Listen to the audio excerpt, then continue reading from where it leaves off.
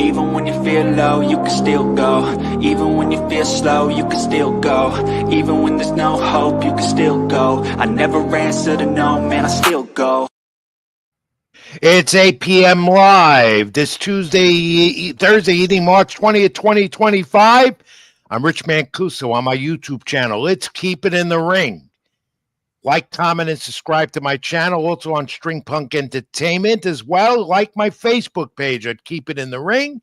And the next hour, we're going to bring that up preview to you. And, of course, my social media handles at the bottom of the screen. Facebook.com, Rich Mancuso. Also, get me on X, Ring786, Instagram, and read my content, latinosports.com, String Punk Entertainment. Scott Churston, head of String Punk Entertainment, will be joining me tonight. He's handling the controls. We'll get the fact of the week with him. Tommy D not with us tonight, had a death in the family. Our condolences to my great colleague and friend, Tommy D. We're all with you on our wishes, Tommy. Be well. Back here next week with you will be Tommy D. And so in the hour ahead here at Keep It in the Ring with the boxing schedule also scrolled at the bottom of your screen. Edgar Berlanga in Matchroom. Is there a future for him after his latest win? Gervonta Davis looking at Lomachenko or Shakur Stevenson in that lightweight division that's very competitive. Faction Fundora, the Towering Inferno, returns to the ring this Saturday night along with George Gambosa Jr., who has a very important fight that Saturday also on the Zone. Fundora also on Prime Video. In the wrestling segment, we'll go over John Cena the heel. More about that. The Rebel Rant and Robbie Rebel returns this week. He'll join us. We'll have the nostalgia and much more for this week's edition of Keep It in the Ring, live here on my YouTube channel with Rich Mancuso. We begin, though, this week with Edgar Berlanga, 23-1, 18 knockouts.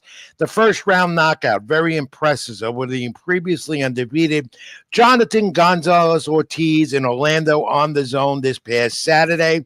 Ortiz went down twice. 2:31 of the first round. It was quick. It was over. Berlanga looked like Edgar Berlanga of the past here. His first knockout after starting his career with 16 straight knockouts.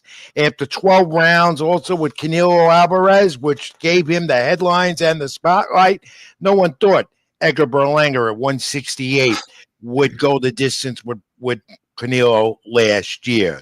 Let's take a look at that impressive first round knockout from Edgar Berlanga. There you go. Had a great right. This guy Gonzalez, not rated at all. 2 fights in the last year. Prior to that, no fights in 10 years. So, as they say in the boxing industry, perhaps this Puerto Rican fighter was a tomato can.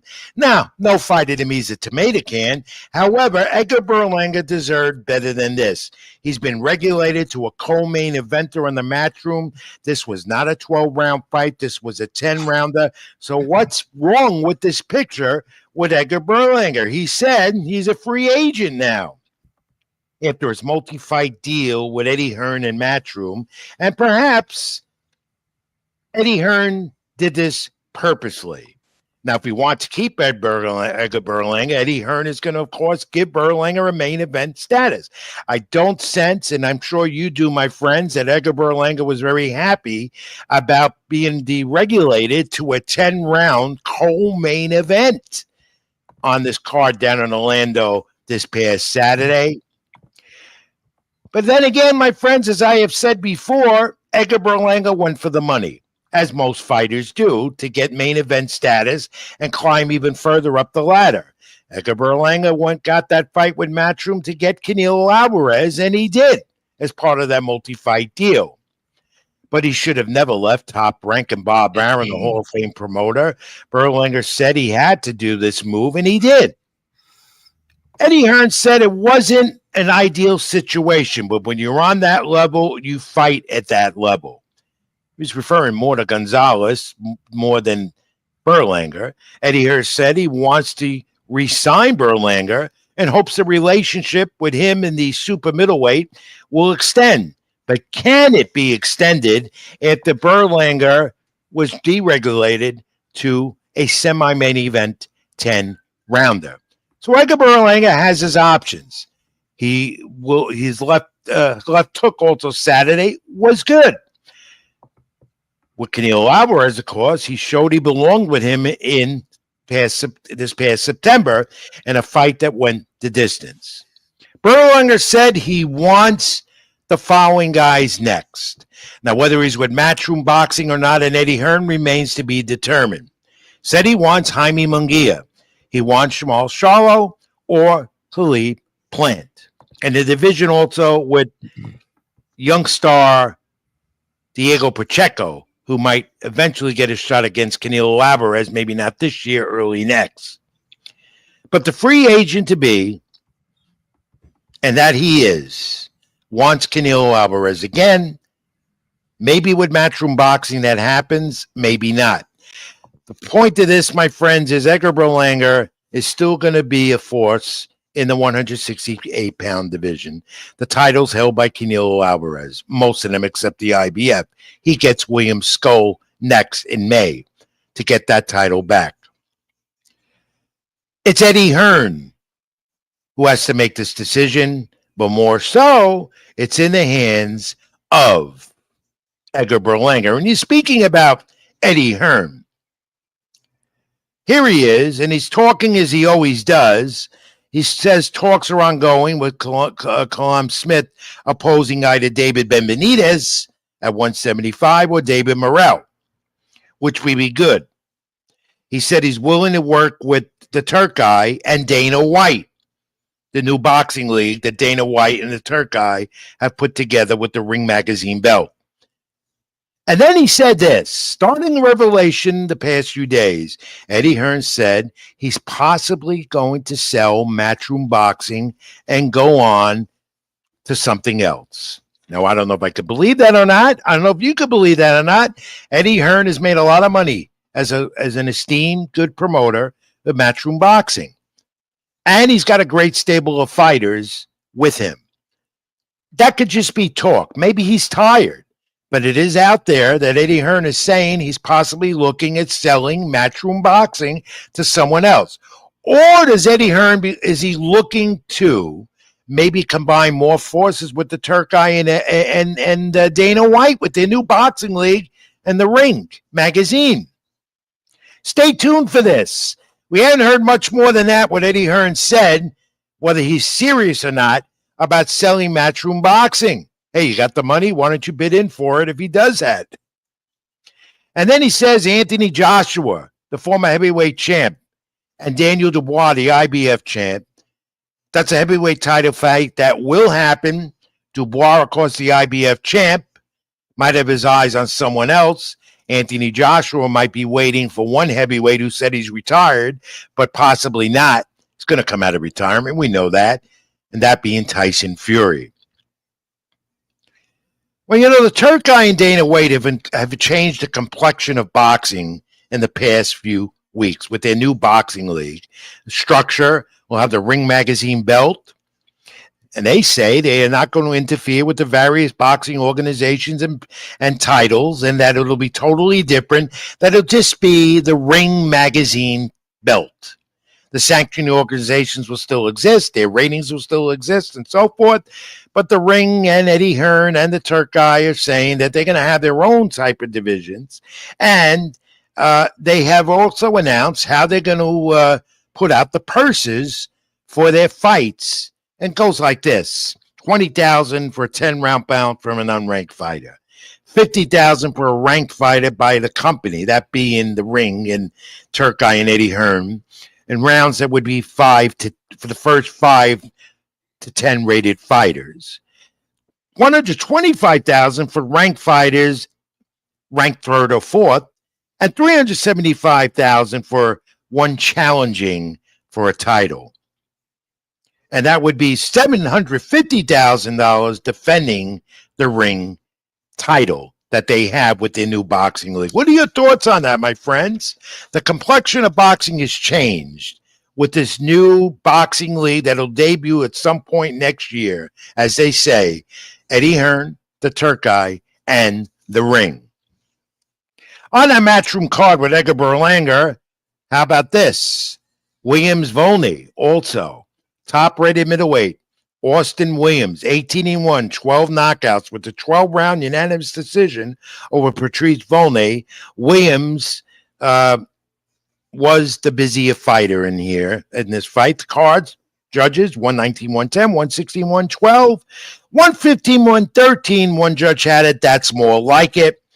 What are your thoughts on those scores? Again, I can't see 119, 110, 116, 112, 115, 113 was more like it. But it does show this, though, that Austin Williams is someone to contend with more as a top-rated middleweight based on his past performance this past weekend. Now, fresh off his WBA featherweight championship defense, Nick Ball Saturday in Liverpool, England, on the zone. 22-0, 13 knockouts, stopping TJ Doney in the 10th round with an onslaught of punches. From the 5th round on, he was in control. He and the Japan superstar Inoue, who's fighting on the 4th of May as part of Riyadh season weekend, Inoue is the Japanese superstar who's going to make his first debut in the United States after 4 years, his re-debut on May the 4th, Sunday the May 4th, top-ranked controlled fighter. He has put out this tweet. Him and Inoue went at it on X. He said the fists are enough to do the talking. That would be a good fight for that title. Nick Ball and Inoue. And they got it going on social media just a couple of days ago. But again, Inoue back in the United States May 4th in Las Vegas, part of ESPN Top Rank. Be good to see him back in the States. And a Nick Ball Inoue fight for that featherweight title. Wow. I look forward to that one, especially the great Inoue with the great punching and knockout ability. And Nick Ball, he can also knock you out. He's a hard puncher, if you saw it again this weekend. Now, let's get back to the Turk guy, the ring, and, of course, their big fight show with Canelo Alvarez on May 3rd in Riyadh, Saudi Arabia, where Canelo tries to get the IBF 168-pound title back from William Skull. The undercard is impressive in Riyadh, and it looks like this. A rematch of 168 for Jaime Munguia, who you remember went after Canelo Alvarez's titles last year, did not prevail. Rematch with Munguia and Bruno Soares. That was the upset of the year last year to many in the sport, and the knockout of the year in the 6th round of last year. They're going to have a rematch on that undercard to Canelo Alvarez. And you're going to have the heavyweight, Martin Bakole and Ife Ajaba. And Voodoo Jack, the former cruiserweight champ, against Ryan Brzezinski. 5 fights before Canelo Alvarez. Riyadh season, May 3rd, Saudi Arabia, Riyadh. That's a great card by the Turk guy in the ring. And a great undercard before Canelo Alvarez and William Skull coming up. So, Ryan Garcia, again, in Times Square. That's coming up also Friday night, May 3rd, Crossroads of the World, as you know. Garcia and, of course, Rolly Romero. Garcia's comeback. Now, interesting. I get on Ryan Garcia's case. I've done that for the last year since his suspension after his fight with Devin Haney just about a year ago on April 1st at Barclays Center in Brooklyn. Thanks for all your comments. We'll try to get to all of them as soon as I can, and we'll put them up again. Appreciate your continued support. Ryan Garcia said this during the week, during a YouTube interview, that he was drinking and smoking as he prepared for Devin Haney last year, that he had this problem and an ongoing problem of drinking and even smoking weed. And we all know what happened. He was suspended because of illegal use of PEDs. Of course, that fight still in the history books as one of the catastrophes of boxing last year. He said the suspension that he's had in the last year, he has learned. He's a different person. And to tell you the truth, just by listening to Ryan Garcia and watching him at the press conference leading up to Romero fight coming up in a few weeks in New York at Times Square, You could tell he has a better mentality. So the suspension might have done him good to being away from the sport during the last year. He's showing some better aspects of himself. He's training every day, and he's preparing for this comeback, which could make him the superior fighter at 140 in that heavily contested junior welterweight division. But Ryan Garcia, good for him, admitting his faults, taking this year off because of a suspension. Ryan Garcia seems to be a different man, a different person, better mentality, more mature how he's conducting himself, and I credit him for that, as I thought maybe a year away from the ring would do him some good, suspension or not. What are your thoughts? Like, comment, and subscribe here to me, Rich Mancuso, on my YouTube channel, String Punk Entertainment. Like the Facebook page. Of course, 135-pound and 140-pound divisions are the spotlight, and still a lot of talk among the fighters involved in both divisions in the sport, including Gervonta Davis and the Lamont Roach rematch. That's going to be headed to Las Vegas for more reports, sometime in June or maybe as July. In the meantime, the WBA lightweight champ Davis is calling out Lomachenko as his next opponent. After the Lamont Roach rematch, assume that happens, he wants Lomachenko, who hasn't been in the ring in almost a year, took the time off, went back to Ukraine, injured, being with his family, whatever. Lomachenko, as of yet, hasn't responded. In fact, we all know Loma has been pretty quiet, hasn't talked much in months. And about Shakur Stevenson, another one of his adversaries that he'd like to get in the ring with. Shakur at least would like him. Shakur, the WBA lightweight champ. He's calling out, this is Shakur now, calling out Teofimo Lopez for a title chip at 140, not 135. Because Teofimo also in Times Square, Friday night, May 3rd, with Arnold Barboza Jr., defending his WBO 140-pound title as he continues his quest to take over another division. He did that at 135.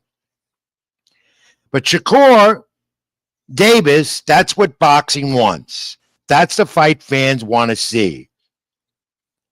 And, of course, unifying those titles at 135, not 140. So we'll see where this goes, because the major fighters at 135 and 140, two of the hotly contested divisions in the sport, are talking, at least on social media. And as you know, as I always say, when fighters talk on social media, the fights are being made. Not like the old days, we had to wait to read your daily newspaper in the old day and got the news. And how about Gervonta Davis and Teofimo? And there is Shakur again calling out Teofimo Lopez. And they've been going at it. That's very possible that these two could get it going, put together. This would not be Ring Magazine, Turkey, and Dana White in the new boxing league. This would be the sanctioning organizations, the promoters. Put this together, my friend. Put it together. That's a fight. Teofimo, many say, backs down from potential opponents. I don't agree with that totally. Shakur will fight just about anyone, whether it be 135 or 140. So we'll see where this develops. And how about this? You speak about Gervonta Davis and Teofimo Lopez. Did you catch this on social media just a couple of days ago? They were caught sparring together. Teofimo Lopez and Shakur and Gervonta Davis sparring. Scott, do we have that image? Because I found that to be pretty interesting. There you go. This was not an what do they call it? IG image or IA, one of those images that are put up and fake. This was real. Teofimo Lopez, Shakur Steve, and Gervonta Davis sparring just a couple of days ago. Location unknown. Could be a preview. Now, we're not at the fact of the week yet, Scott, but we're going to get there because we're going to look at our attention for fights this coming weekend. I'm not sure how that happened. My bad. That's all right, Scott. You're forgiven. You haven't been under the controls for me in a couple of weeks. You're forgiven, my friend. Scott Shurston. This weekend, Australia and Las Vegas will be the center of attention for fight fans. Amazon Prime for George Kambosos Jr., and of course, we're going to get the towering inferno, Sebastian Ventura. Of course, let's look at Kambosos Jr. at first. In Australia, he's coming home to fight to get back in the title mix at 140 and become a two-division champion. He once had those titles at 135. So we'll look at George Kambosos and Sebastian Ventura, the towering inferno. Of course, Ventura versus Shardell Booker. That's going to be on Amazon Prime from Las Vegas at the Michelob Ultra Arena. It's not Ventura defending, though, against Errol Spence Jr. that had always been talked about for the 154-pound titles, and that's one of the titles Ventura has. Ventura is the late replacement. He got a replacement. That, and remember him, he was the rate replacement that dethroned 145-pound champ at the time, Tszyu.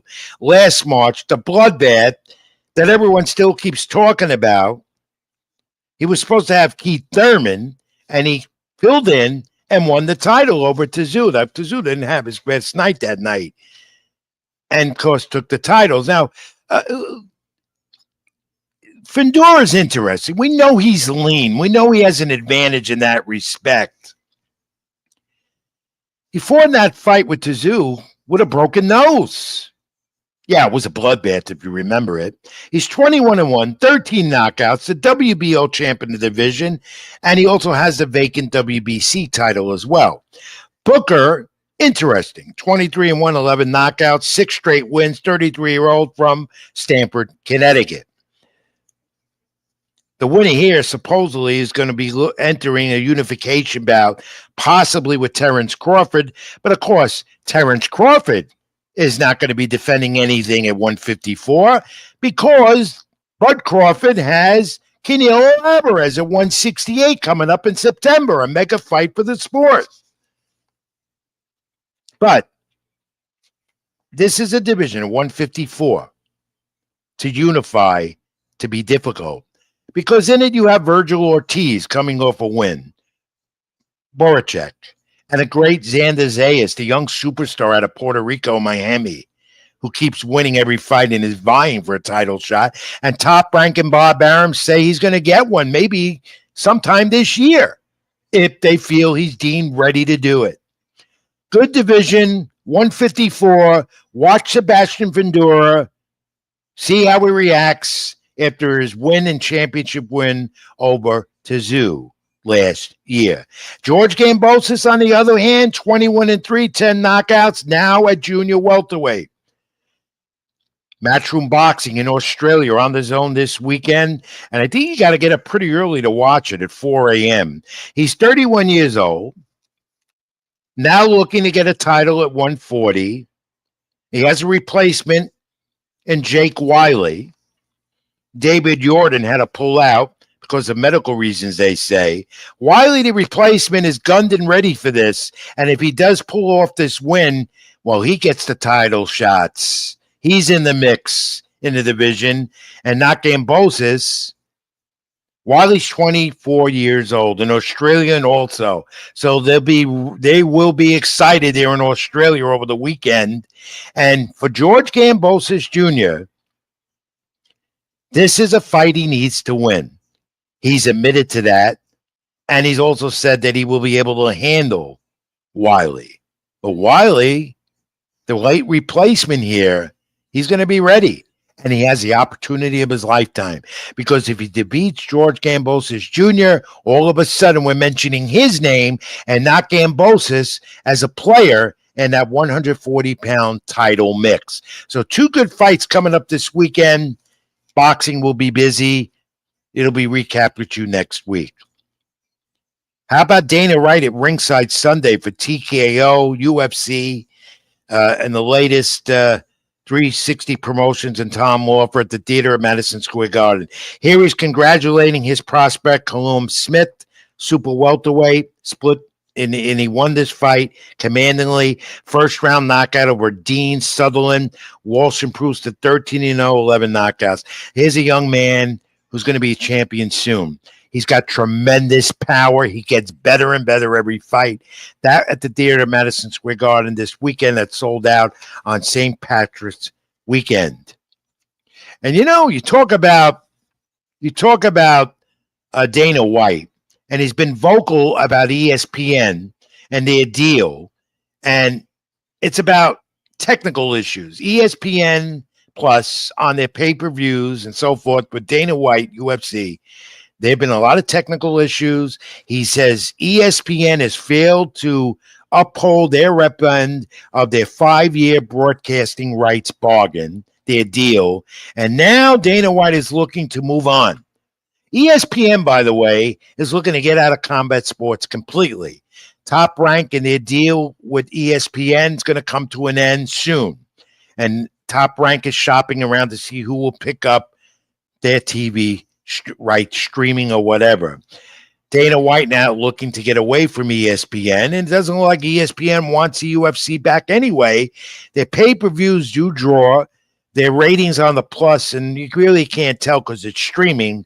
But Dana White's talking possibly Netflix for MMA, UFC, with ESPN out of boxing and Top Rank now also. It's almost a reality that Dana White's going to take the UFC off ESPN, and Netflix getting more involved with combat sports. Of course, they did Jake Paul, Mike Tyson at bars.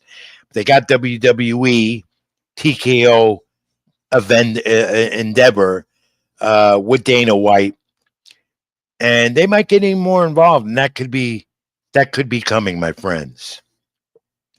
All right, we'll keep it in the ring now before we go to our first break, and let me bring Scott Churston in. Haven't seen or heard from him in a while. He's here, and he's going to do the fact of the week with us this week. Scott, are you there, my friend? Scott? There we go. How's about that? Sorry about that. No, you already said that you sorry once already tonight. That's okay. You're forgiven. As many times as I have to. I'm married. Welcome back. Good to have you under the controls this week. You ready to do the fact of the week? Because I don't have a live guest. Yeah, I know. You're putting all the pressure on me here, too. No, try it. Here we go. Sitting backstage to help me out, they're more than welcome. It's not trivia. Yeah, comment, my friends. If you know the answer to the fact of the week, feel free to comment in the comment section. Let's see. All right, Scott, the phrase pound for pound in the sport. You always hear me talk about it. Everyone does.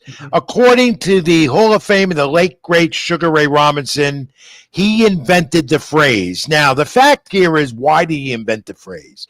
Pound for pound, best, or pound per pound fighter, best, where he was at one point, many times.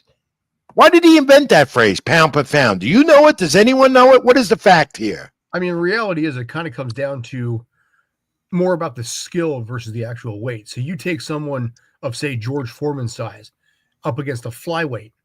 I mean, obviously Foreman's going to have the advantage strength-wise, but it's a pound-for-pound breakdown here. So you take a flyweight, you take a featherweight, you take somebody who's a little bit light. It comes down to a skill and technique aspect as opposed to just – it's a way, I think, in a lot of ways to be able to open up the debates a little more. As opposed to, okay, you have, I just mentioned Foreman, Ali, fine. But what if Foreman fought someone else? That whole, I mean, they had obviously what was referred to in the Rocky movies as the Mickey Mouse fight. But this kind of thing that opens up the debates on what could be. I mean, for decades, it's always been, could Tyson have beaten Marciano? Could Sugar Ray Leonard beat Floyd Patterson? There's 100 different options out there from a pound per pound argument. You're making good points, and you're almost there. Why Sugar Ray Robinson said the pound for pound, why he brought it up and why he wanted it done. He invented the phrase pound for pound, and he said it was done to start comparing boxers no matter their weight class. That's what he said. That's why he decided to say pound for pound best, and that's where it all comes from. the late great Hall of Famer champion, the great Sugar Ray Robinson. How about that, huh? Yes, sir. Well, thanks for getting a crack at it, Scott. It wasn't that bad. I'll give You myself were close. You were close. but Back to the week. Scott Churston, me, Rich Mancuso. Back in a moment after this brief timeout. And we're going to look at some MMA stuff. Conor McGregor in particular. The WWE and John Cena the heel. And the Rebel rant to come. Plus, some interesting comments from Randy Gordon, the former commissioner, New York State Athletic Commissioner. And he talks about Gervonta Davis and that awkward decision and that round where he took a knee and so forth. Tommy D got those comments from me. We'll get to that in a moment. This Keep in the Ring. Like, comment, subscribe to my channel on YouTube, Rich Mancuso. The Facebook page, like that. We're also at String Punk Entertainment. Back in a moment. Keep it in the ring. Stay with us. Even when you feel low, you can still go. Even when you feel slow, you can still go. Even when there's no hope, you can still go. I never answer to no, man, I still go.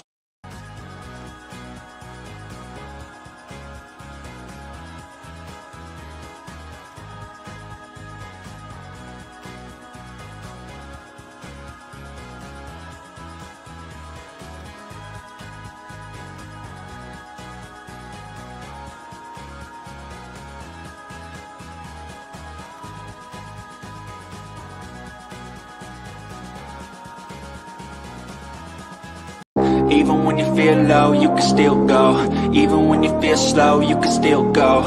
Even when there's no hope, you can still go. I never answer to no, man, I still go. All right, back with Keep It in the Ring. I'm Rich Mancuso. Like, comment, subscribe to my YouTube channel, Rich Mancuso, String Punk Entertainment, and like the Keep It in the Ring page on Facebook. Of course, my social media is scrolled always at the bottom of the screen, and the fight schedule coming up this week and the week after. A lot of boxing coming up in the next few weeks. We are still in boxing season. Well, take a little break. It won't be some major fights, but wait until we get to mid-April, beyond, and in May. That's going to blow your mind if you already know. Anyway, we continue. How about this? Did you see this? Conor McGregor, during St. Patrick's Day, decided to visit the White House and my friend Donald Trump, the president. St. Patrick's Day, that's what Conor McGregor's been doing. He's been politicking instead of getting in the octagon. No word on Conor McGregor and when he's returning to the octagon. No word at all. But he's out there politicking, and there he was at the White House at St. Patrick's Day with President Donald Trump. Thought I'd show you that. Interesting now, I want to get to this. We have some clips courtesy of Tommy D, who's not with us this week. Tommy has his own show platforms here on YouTube and Facebook. And be back with you next week, my friends. And condolences again to Tommy's family. Passing of a relative, and he's not with us tonight. But Tommy was able to get former New York State Athletic Commissioner Randy Gordon, talk to him on numerous subjects. He's going into the International Boxing Hall of Fame this June up in Canastota. Randy talked about a number of things here, including the new fight league with the Turk guy and Dana White, and then goes into the Gervonta Davis controversy of taking the knee on that fight that happened on March 1st at Barclays Center in Brooklyn against Lamont Roach. So Scott, roll those clips. Let's hear Randy Gordon. Saw what he did. It was a knockdown. And you saw the corner wipe his face. According to the rules, I'm not making this up. The rules say that if the corner enters the ring, and they did enter the ring with their body, with their arm. Right, you don't have to step into the ring. Well, if they enter the ring, it's a DQ. Your fighter loses by DQ. He could have lost. See, that's a rule that I hate. I don't like that rule. And that if I could change that rule, I would. That was the next thing that I actually was going to be doing before I unceremoniously left in 1995. I worked for Governor Mario Cuomo. He got voted out. I got thrown out. That's how it works in politics. But the next thing I was going to do is get rid of that entering the ring.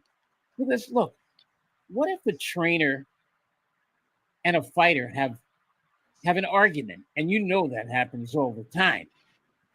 And the trainer decides, he says, you know what? I'm going to get this guy. Right. And at one point, he jumps up into the ring, causing that guy that he's angry at. I don't like the rule. Well, that's one point, and good one by the former athletic commissioner of New York State, Randy Gordon, heading to the Hall of Fame in June up in Canastota. And I find that interesting, his comments about the DQ and going into the corner. And, you know, that was a 10-8 round. Everyone still agrees with that. Lamont Roach had a 10-8 round. And instead of a draw, he should have won the fight and been the new WBA lightweight champion. So I hope that clarified a bit. And that's coming from an expert who knows the rules, especially in New York State, because he was the athletic commissioner. Yeah, there have been some rule changes, but not that one. Now let's get more to Randy Scott. Roll that. I think here he's talking about the new fight league in Dana White. What do we got? Do I believe he had something in his eyes from his hair? Yes, I believe that. But let's go back to 1964 and a heavyweight by the name of Cassius Marcellus Clay went into the 5th round against Charles Sonny Liston, blinded. And he went back to the corner, and Angelo Dundee did all he could to clear his eyes. And when round 6 started, he gave Clay this message: run. And Clay kept his left hand out in front of him, and he could tell when Sonny Liston was right there. And when he did, he ran some more, or he grabbed onto Liston. He got through that round, beat Liston up in the next round. Liston quit on his stool. But Clay never took a knee. You can't call timeout. And Steve Willis blew it. And as a matter of fact, Larry Hazard said to me last week, I was speaking to him about it. He said, I want you to quote me. In fact, I'm going to send you something that I want you to read on the air if you feel like it.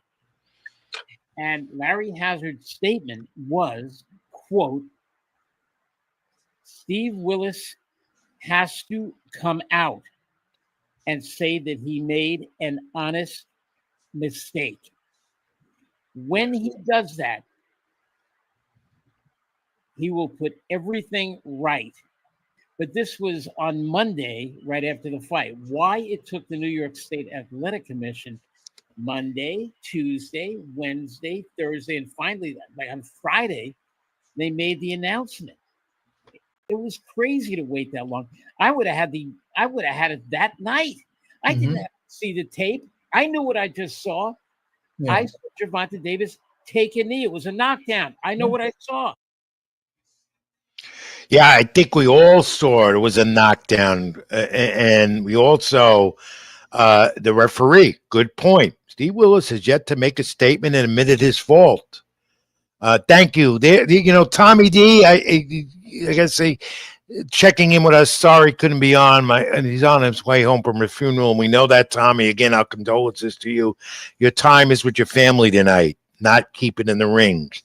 Thank you, though, for checking in, my friend. He's such a great young man, great colleague. Anyway, back to Randy Gordon. Brings up valid points here. And, of course, the referee, Steve Willis, we haven't heard from him. I know this. When Randy Gordon was the chairman of the New York State Athletic Commission back then in the 90s, he was shaping up things with boxing in New York State. The rules were being abided by. He had managers, promoters right there with him.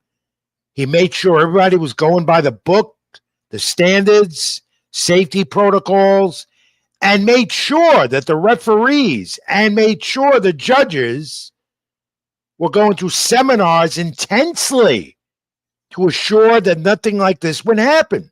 And if he had been the commissioner the night Davis fought Roach with this controversy that ended up in a draw because Gervonta Davis took a knee, Randy Gordon would have demanded that his referee, Wilkes, speak and give his comment. Of course, we know the result. The Athletic Commission didn't change the result. Would Randy Gordon have done that? Well, I don't know. The fact is that the referee, Steve Wilkes, botched this up completely. The fact is Gervonta Davis, once again, not to rehash this because we know, he took a knee. Or did he take a knee? The fact is Lamont Roach definitely had a 10-8 round here. The DQ is also coming into play. Randy Gordon hopefully verified, some of what went on.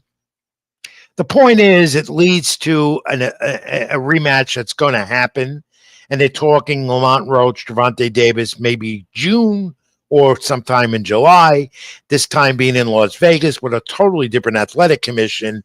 Las Vegas, the Nevada State Athletic Control Board, is just as strict as any of them in the United States. And he talked to Larry Hazard. Now, when you go back to Larry Hazard a moment, Larry Hazard was an esteemed referee for years out of New Jersey and is now the commissioner there. He's been there for over a decade, handling the regulations with the New Jersey State Athletic Control Board as their head. So when you put two great minds together like that, they could come to the consensus here that the referee here definitely screwed up. I still want to hear your thoughts on this, the Davis-Roach outcome and what resulted. Now, Scott, we don't have the spot with Randy talking about Dana White and the ring and the new fight league. Am I right? We don't have it? Scott? Okay, I guess we don't. There was a clip that Tommy D was able to get talking to Randy Gordon about the new fight league, and he referred to it. He doesn't see that being bad for the sport. It's just going to be a little different. He's not against it. You're hearing a lot of skeptics about it. For one, myself, I think it's good for the sport in one respect, that you're getting the fighters more action, though to have. And what I like about it, again, as I said during the opening tonight, is the Ring Magazine belt will be a completely different entity, separate from the sanctioning organizations where you have confusion already, alphabet soup, as I always call it, and it's not going to interfere. This is going to be completely different, and according to them, a betterment to the sport. I'm all for that. I just hope it doesn't lead to more confusion. But thank you again, Tommy D, for getting that footage to us. I wanted Randy Gordon to be with us live, but when I'm on the air or during the week, he's not available because he does a Sirius radio boxing show, and a good one it is, with the great former heavyweight great Jerry Cooney. All right. Let's move into the pro wrestling orbit briefly before I bring in Robbie Rebel Ramp. John Cena, the heel, the first big promo with him on Monday Night Raw on Netflix from Belgium, and that was John Cena being the heel. I thought it went off real well, and there's more of this to come as he leads up to his match with Cody Rhodes before I think John Cena becomes good again. The Make-A-Wish Foundation, too important to him. This is a great build-up towards their WrestleMania match. I thought the right things were said by Cena. It all started on Raw Monday night. By the way, Monday Night Raw again this week, going to be coming at 4 p.m. Eastern on Netflix. Monday Night Raw, I think they're in Italy this week. I think SmackDown is tomorrow. Yeah, that was a great spot. Thanks, Tom, with Cena and Cody. John Cena showing his heel part. John Cena, first time a heel, and really, really good promo. Cody Rhodes let him have it. Cena stayed quiet. The fans in Belgium just booing him. In fact, that was an electric crowd. That's why WWE, not only did they venture with capital from this, but doing these international events and Monday Night Raw. So more to come on this. And Cena said he's not a baby face. He's a heel, not a baby face. He's a human. That's what he told the WWE Universe. That was an interesting comment. All right, SmackDown tomorrow night on USA Network. Rollins, Punk, and Reigns headed to a triple threat at WrestleMania. And this is going to be interesting with these three. And I'm anxious to see how more so Drew McIntyre handles this tomorrow night on SmackDown. Of course, WrestleMania has Charlotte and Tiffany or Stratton and Breaker against Penta, possibly going to be a WrestleMania match set up. Ray Fenix, his brother, on his way in WWE. He's there already. Rhea Ripley and Sky and Bianca Belair, they will have a triple threat type of match. That's another WrestleMania moment we're going to see probably on night 1 or maybe night 2. They haven't determined that. But the Hall of Fame will have new inductees as well, added to Lex Luger, Michelle McCool, and Triple H. Expect the natural disasters to be announced just in a matter of a couple of days as added to the inductees going into this year's WWE Hall of Fame. That great tag team, Typhoon and what was he called? Typhoon, and the other one was the Earthquake or whatever. All right. AEW. Well, coming off a Revolution, they've died down a bit, and I'm tired of seeing Copley and Moxley continue to go at it. And that's ended now. That happened on Dynamite last night. And then FTR getting involved, if you saw that, that was a brutal match. AEW doing brutal things. You saw the barbed wire going right into Moxley's back from Cope. Thank God it's over. Tired of seeing that. And I don't know where Cope is headed here now. We know Moxley's headed towards April 6th, AEW Dynasty, the next pay-per-view against Strickland. That we're going to see in Tony Storm and Megan Blaine. That's her next title defense for the AEW title. And yeah, Buddy says it's heartbreaking that Cena broke up with me. He broke up with a lot of fans, that's for sure.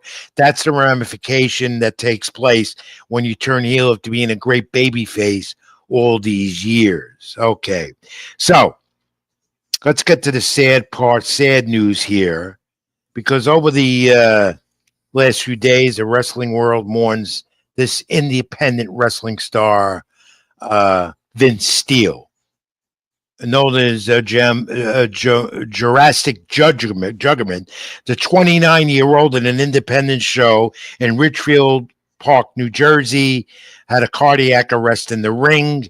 It was sad. Working for BCW, well-known independent star, well-liked by so many. I didn't know him.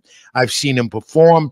But many in the independent wrestling scene have really taken this loss bad. One who knew him really well is going to talk about him now is our good friend Robbie Rebel, the Rebel Rant. He's back with us this week. Robbie, before you go into your rant, what are your thoughts about the passing of Vince Steele, who you knew really well? Well, the whole thing with Vince Steele and going into the rant's going to be a little different today. I'm normally insanely mad about a lot of things in the independent scene, but this one is, unfortunately, it was very highly preventable. And not only am I just upset because Vince Steele was very, very, I wasn't close with him personally, but he's always been a great guy to me in the locker room. Thank you. I appreciate that, man. But this something could have been insanely preventable. And going into the Rebel Rant, I kind of want to touch a little bit on it, but it's very disconcerting, and it breaks my heart, especially for his family, because he had kids as well. Let me ask you, knew him, Robbie, before you do some of your ranting. Why are the boys, as they call them, the locker rooms on the independent scene, that knew him and beyond? Why was he so well liked? It wasn't just everything he put out in the ring. It was the extracurricular with it. It was, if you needed to talk about something, he would talk about it with you. If you wanted to hit him up for an idea, he would help you out with ideas. Vince Steele was just an all-around good guy. And you don't see a lot of good guys in wrestling, especially in the independent scenes. Everyone's out there to stab you in the back. Everyone's out there to, make sure that there's a stepping stone. Vince Steele wasn't like that towards me, and I had never seen him actually act like that towards anyone else. I'm actually shaking with how mad I am about this whole thing. And then they say there was a cardiac arrest. Was he ill at any point? Did you know? Or was he I wasn't close He enough. had to be physically able to be in the ring. They wouldn't let him in if he had heart failure or anything like that. Now that's what I was going to get into with the rant. So All right, before you rant about that some more, one thing I got to show the fans about Robbie Rebel with the Rebel rant. You had a match this past weekend. Where was it? And we have an image of that. I was actually at the Queensboro Elks Lodge in Elmhurst, New York. I had Scott, put that image up. There we go. What was that? Okay, so that's actually Tommy Invincible, but he was also part of the show. Great guy. He's been working very hard. So if he does see this, I hope he knows that I wish him well. So the place was called CCW, and we actually had a whole article written about us by Evan Ginsberg, who was the producer for the movie The Wrestler. And you came out of this okay? Oh, I came out of it with flying colors. Of course, Robbie Rebel won. Without me being in there with you, and I'm going to do it soon. You had every I'm going to keep my promise. I'm going to do it. Next match, what do you got coming up before you start your rant? I do have one more match coming up this Sunday at Mulcahy's in Wantaw. I'm supposedly versing Pop It On for NYWC, so I'm really excited for that. Greek God Pop It On. And then I also am defending my title belt on Long Island in Port Jeff on 426, right in Port Jeff. So we'll talk more about that off the air. And with the passing of Vince Steele, I know this is going to be a different Rebel rant. It's all yours. Go ahead, Robbie Rebel. I appreciate that, Rich. And thank you, everybody, for listening. This is the part of the program where we pontificate the perplexing things about professional wrestling. I can't even get my trademark out today because I'm so angry about this whole situation. Now, going into the Rebel rant, we're going to talk about safety before you even get into the ring.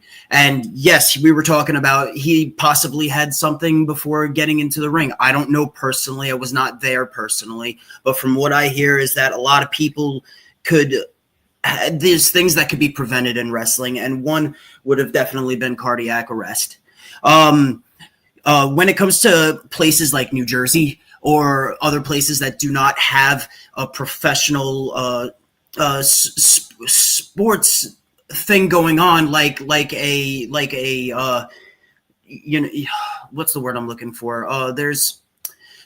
There's things in place to make sure that we're all okay. We all in New York have to see a doctor. We're all in New York. We have to get our blood pressure taken. We had to make sure that everything is okay before we go in. If there's anything wrong, New York gets a lot of crap for this, but there has to be doctors and an ambulance on site. Something like this, something as easy as just something as one of those electric shock things that could bring you back to life. If even there was something like that, this could have been a preventable problem.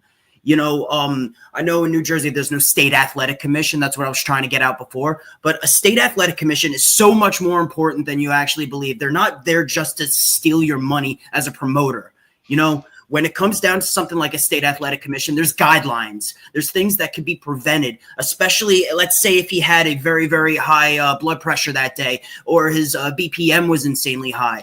Those are things that you should be looking for before someone actually does. I don't care if anyone calls this stuff fake. You get slammed on your back and your heart skips a beat. This is the type of stuff that could happen. And I'm not using this to stay on my high horse, just because there's something that happened to another wrestler. This is a tragedy and a very preventable tragedy. If we just had someone, even if you don't have a state athletic commission, even if we had someone just taking blood pressure, this would have been a preventable accident. And it's very sad because now someone who had 3 kids, a wife, and a whole family, you will never see them again. There's people that have been on my Facebook that are saying, I can't believe that the last thing I talked about was just some BS talking about a match with you, and now I'll never be able to talk to you again. I've seen a lot of New Jersey guys. They said that they're going to start doing that no matter what. And I think that's a step in the right direction. But unfortunately, we've been so long without this. You're still going to have your outlaw mud shows going to still do whatever the hell they want. You're going to see stuff like nails in your back, like I just saw in AEW, which was ridiculous to begin with, but that's a whole nother rant. And again, going back to this could have been a preventable thing. If you guys take care of your bodies and if you make sure that you take the precautions, because this is something that is going to continue to happen, especially with bigger men, if you're not taking care of yourself or your talent. This is someone's getting sued. Someone needs insurance. This is ridiculous. And unfortunately, it is. It's sad.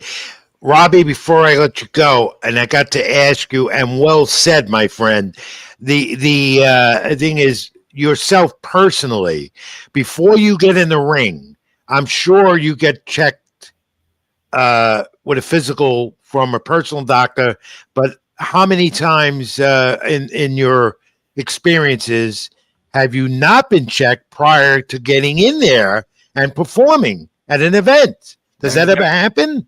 Yeah. It's very, very prominent going back to New Jersey. It's insanely prominent. There's no state athletic commission. Is that because of what they call deregulation? Because they've done that in New York State. They've done it in Jersey as well. Every time I wrestle in New York State, there's always a doctor present. There's always an ambulance present. There's always a medical staff present. All right, so there's got to be, after this, maybe a lesson has been learned.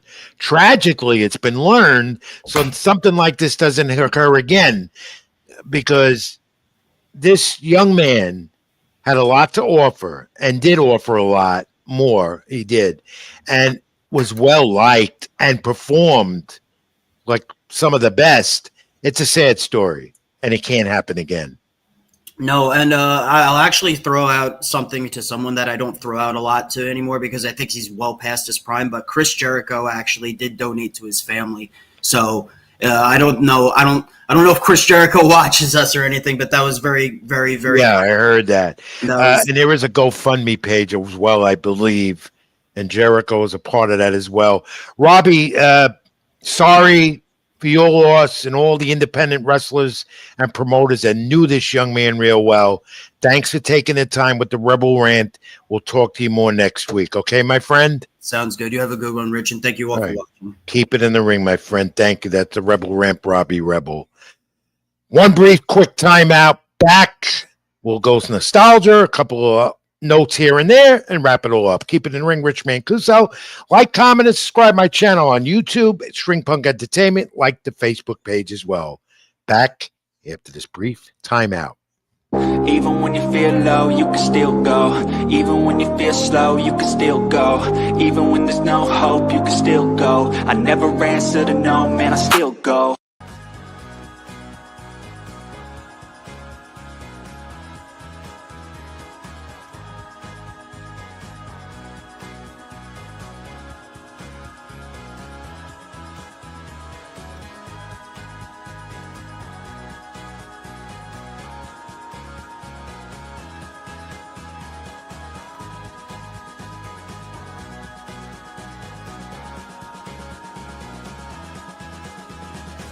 Even when you feel low, you can still go. Even when you feel slow, you can still go.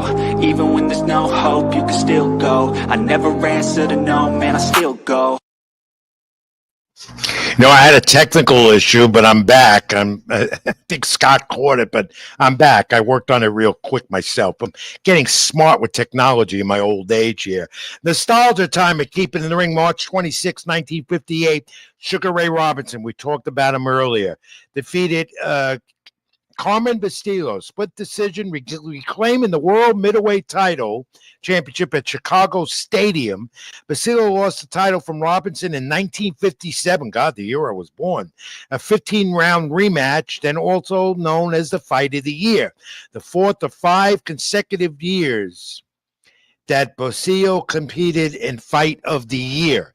That the nostalgia, March 26, 1958, the great Hall of Famer, the late Sugar Ray Robinson defeating Carmine Bustillo. And I think we saw the fight poster on that too as well. Scott, did you put the fight poster up for that fight? Because that's how they did it in the old days. And they would put them on doors in the arenas, in the neighborhoods. Where was this? In Chicago at the Chicago Stadium. That's our nostalgia fact this week. Some notes to conclude the program, and we take we want to wish this Hall of Famer real well, who I go back with for many years, a great Golden Glove champ and world champion at middleweight and so forth. I ran the Blade Barkley out of the Bronx, New York, sustained a stroke. Not a very mild, it wasn't mild.